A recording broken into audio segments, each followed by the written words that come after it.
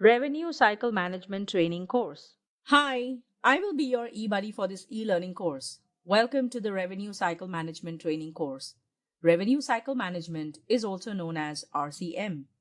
This is an important training course. Well, I'm sure you're geared to know everything you need to know about RCM. So, without wasting much time, let's see what we will learn. The entire course will be presented in a series of short modules for better understanding. There are 11 modules in the entire training course and a module on common RCM terms, terminologies. Module 1 will cover medical billing and the basics of RCM. Module 2 will cover types of patients. Module 3 will cover providers and types of providers. Module 4 will cover payers and their types. And as mentioned earlier, you will also go through Module 5 to 11 later. This training module will cover all the common RCM terms, terminologies. You can take this module anytime during the entire Revenue Cycle Management training course. However, it is imperative for you to take this module as this will help you understand all the RCM terms and get familiar with the terms and concepts of medical billing. This module has audio, so please use headphones. There is a final assessment after every module. So please follow the instructions and take the assessment. Let's start our learning experience. The duration of this module is approximately 30 minutes. In this module, we will gain knowledge and understand the terms and concepts used in medical billing. Who is a patient? Who is a provider? Who is a payer? What is pre-authorization? What is retro-authorization? What does coordination of benefit mean and what is it? What is a patient account number? What is superbill? What is offset? What is explanation of benefits or electronic remittance advice? What is international classification of disease? What is current procedure terminology? What are modifiers? What is assignment of benefits? What is release of information? What is waiver of liability or advanced beneficiary notice? What is a promissory notice? What is billed amount? What is allowed amount? What is date of service? Let's start by understanding the term patient. So, who is a patient? A patient is an individual with some health complaint or illness. A patient is also known as a member, an individual who is insured, or a subscriber. A patient receives treatment from a provider and pays a premium to the insurance company. If there is no active policy, then the patient needs to pay the medical bills himself or herself. The next term is provider. This is a common term used in medical billing often. Who is a provider? Any individual or entity that provides medical services is called a provider. A provider is also known as doctor, physician, etc. A provider can be an individual doctor, a group of doctors, or a hospital that renders medical services to the patients and receives payments from the insurance. For example, doctor, hospital, laboratory, nurses, pharmacy, and many more. Now, let's gain knowledge on who is a payer. A payer is an insurance company which agrees to pay to the provider on behalf of the patient as per the patient's plan and provider's fee schedule. A payer is also known as insurance or the insurance company. An insurance company offers health insurance policies to patients. Let's look at an example for better understanding of the three terms patient, provider, and payer. They are not only terms that are often used in medical billing, but also are extremely important and also known as the 3 Ps. Janice Williams lives in New York. When she got back home post-work, she wasn't keeping well. Later that evening, she rushed to visit the provider, Dr. Mackenzie. But as Dr. Mackenzie wasn't there, she was attended by Dr. Hendricks. As she left from home in a haste, she had forgotten to carry her insurance details, but told Dr. Hendricks that she had a policy with UHS insurance. In the stated example, Janice Williams is the patient. Dr. Mackenzie and Dr. Hendricks are providers, and UHS Insurance is the insurance company. Well, hope you understood the three P's. Let's now gain knowledge on what is pre-authorization. A provider needs to obtain an authorization before rendering a high dollar treatment from the insurance company.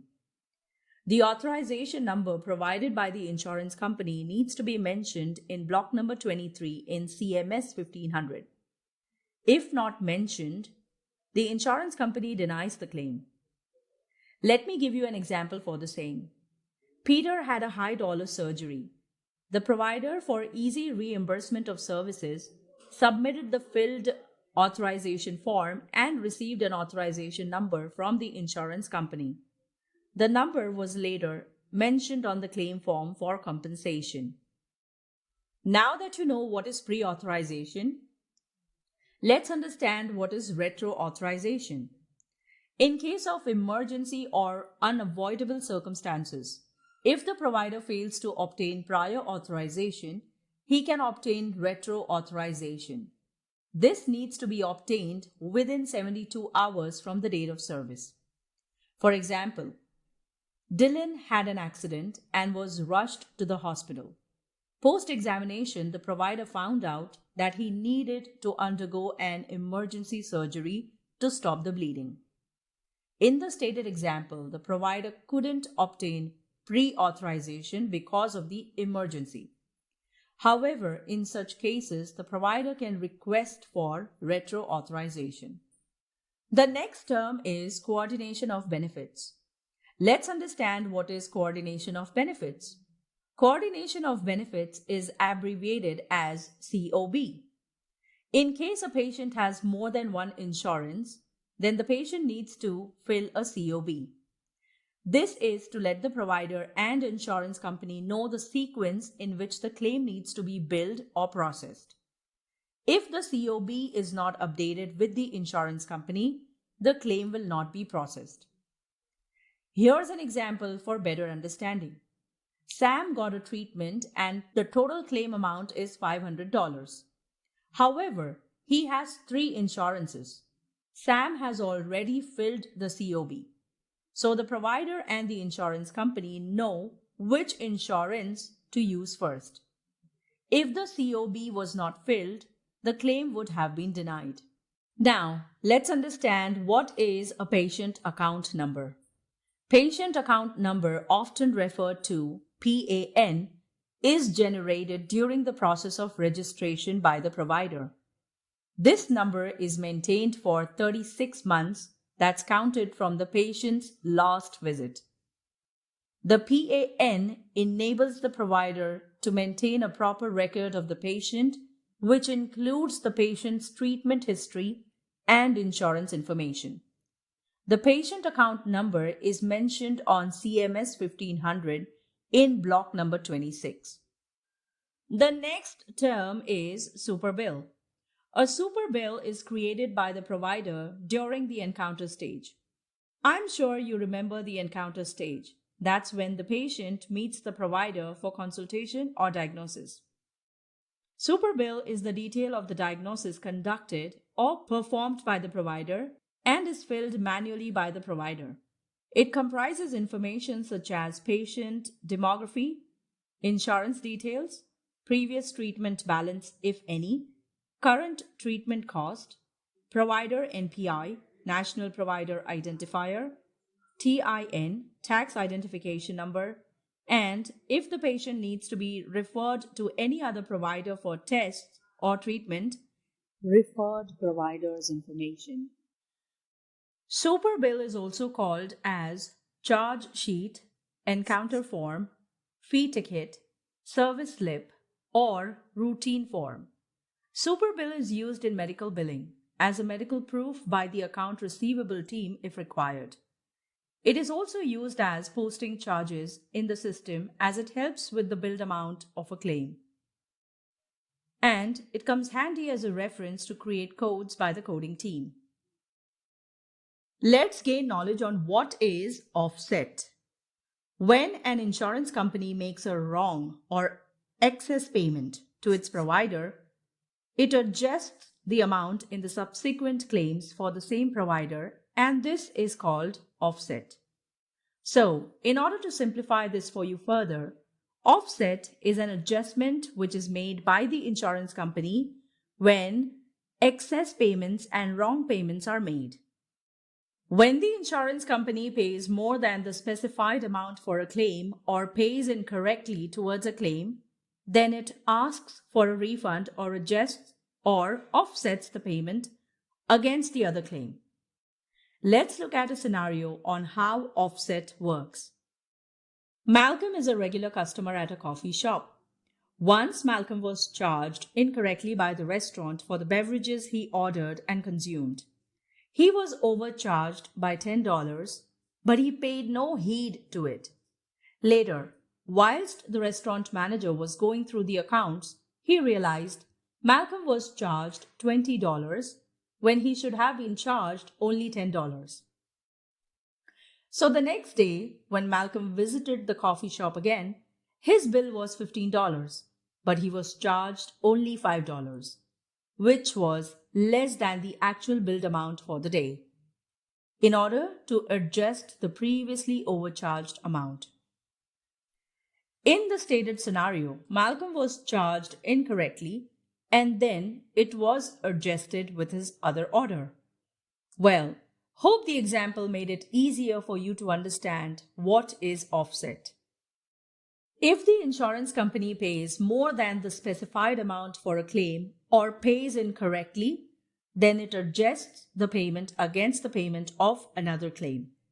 The offset amount is the extra amount paid by the insurance company against a rendered service. Also, it is not mandatory that the patient needs to be same. The patient can be different as well. However, the provider and the insurance company should always be the same.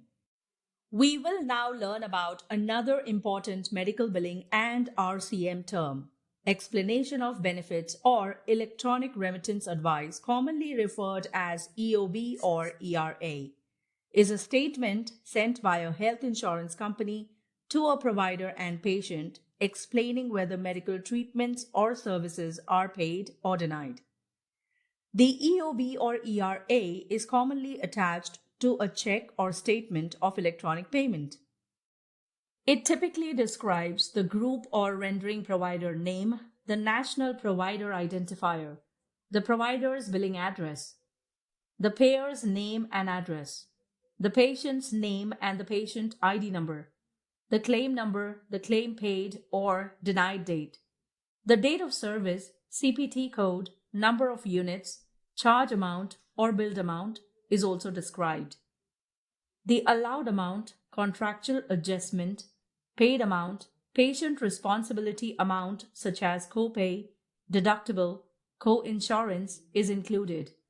The check or electronic fund transfer date, check or electronic fund transfer number, check or electronic fund transfer amount is also outlined in the EOB or ERA. Besides all the stated details, it also provides the denial code and a brief description of the denial in case of a denial. The next term is International Classification of Diseases, abbreviated as ICD. ICD helps to understand the disease diagnosed. It is a 7-digit code where the first digit is always a letter, except the letter U. The second digit is number, and from the third till the 7th digit, it can be alphanumeric. Post the third digit, it is mandatory to place a decimal, and from the 4th till the 7th digit is an extension. Hence, an ICD code can be less than 7 digits but not more than 7 digits. For example, A12 decimal 345. Let's gain knowledge on what is current procedure terminology. Current procedure terminology, commonly referred as CPT, is a treatment code. It helps to understand the treatment rendered to the patient and is normally represented in the format of a 5-digit number or is alphanumerical. For example, 710450001F G0505. Here's what you should remember. Letters can only be at the start or at the end of the code, similar to how it is stated in the example.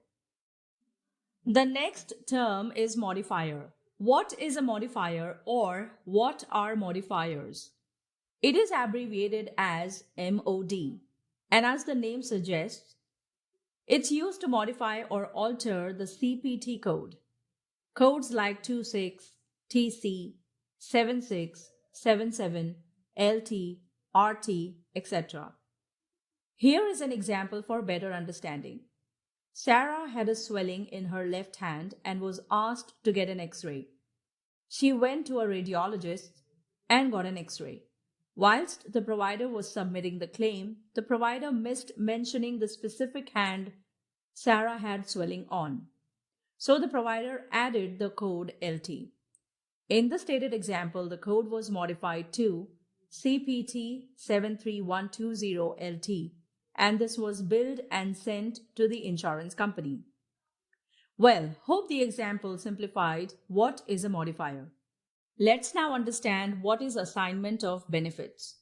Assignment of benefits, abbreviated as AOB, is a document signed by the patient which gives authority to the provider or permits the provider to receive a direct payment from the insurance company. If the AOB has not been signed, then the payment will be directed to the patient. The next term is release of information. Release of information, often referred to as ROI, is a document which is signed by the patient that allows the providers, or permits the providers to share their information with any medical billing and insurance company for billing purpose only. Now, let's understand what is waiver of liability. A waiver of liability is when the patient takes ownership to make a payment for the services rendered by the provider. This happens when the insurance company refuses to pay because the benefits are not covered in the plan selected by the patient. Since you know what is waiver of liability, let's understand another term, promissory notice. What is promissory notice, or what is a promissory notice?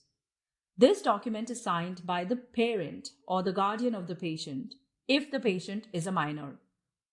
A promissory notice confirms the responsibility of the parent or the guardian to pay for the services rendered.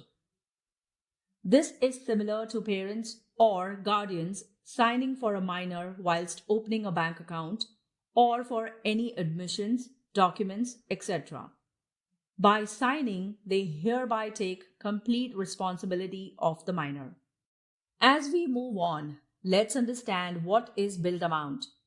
Billed amount, abbreviated as BA, is the cost of the treatment charged by the provider for the services he or she has rendered. Let's look at an example for better understanding. Tyra visited Dr. Robinson as she was unwell and had fever. He examined her and prescribed medicines.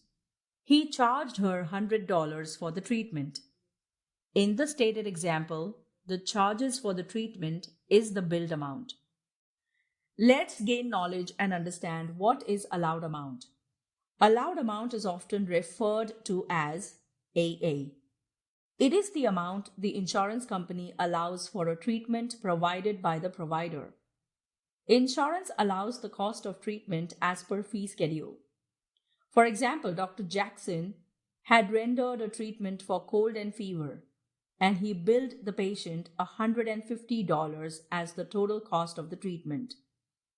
However, when insurance reviewed the fee schedule, they found the amount allowed for the treatment was only $100. In the stated example, insurance will only pay the provider $100 and the rest will be paid by the patient. So, to sum it up, allowed amount is the maximum amount that is reimbursed to the provider. Any difference between the billed amount and the allowed amount is contractual adjustment for in-network provider and balance bill in case of out-of-network provider. Well, the next term is date of service. Now, what is date of service? Date of service is the day when the provider renders the service to the patient. The date of service is also known as the encounter date. Hope you have gained knowledge and understood the common terms used in medical billing and RCM. In case you haven't, please go through this module again. It's now time for a quick recap.